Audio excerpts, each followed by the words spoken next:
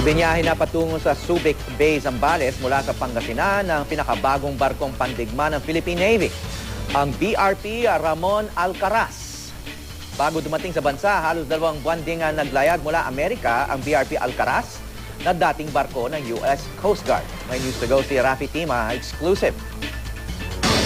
Eksklusibong nakasama ang GMA News sa BRP Gregorio del Pilar patungo sa Bolinao, Pangasinan para salubungin ang pinakabagong miyembro ng Philippine Navy, ang kanyang sister ship na Ramon Alcaraz. Sinalubong ito ng humigit kumulang 30 bangkang pangisda at isang Islander plane. Tulad ng BRP del Pilar, dati ring barko ng US Coast Guard ang Ramon Alcaraz. 450 million pesos ang ginastos dito ng gobyerno para ma-upgrade ang mga gamit at armas. Ang mga tauhan nito, halos 1 taon nagsanay sa Amerika. Mula Bolinao, Pangasinan, dumiretso na ito sa Subic.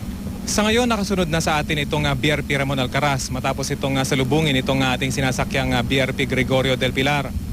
Isang buwan din naglayag ang Alcaraz mula sa South Carolina sa Amerika.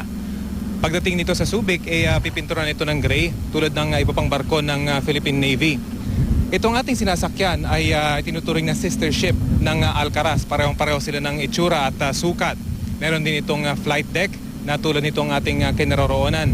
At meron ding retractable hangar na tulad nito kung saan pwedeng itago ang mga helicopter kapag masama ang panahon.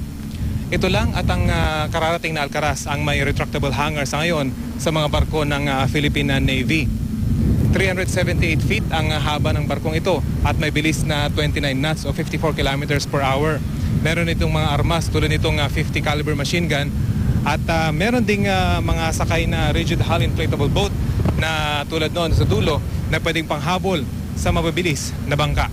This ship is very reliable. Actually, it can go out to sea for a maximum of 30 days without going back to port. So kaya-kaya ng kanyang fuel, ng kanyang provision sa pagkain at yung ibang kanyang machineries. Rafi Tima, GMA News.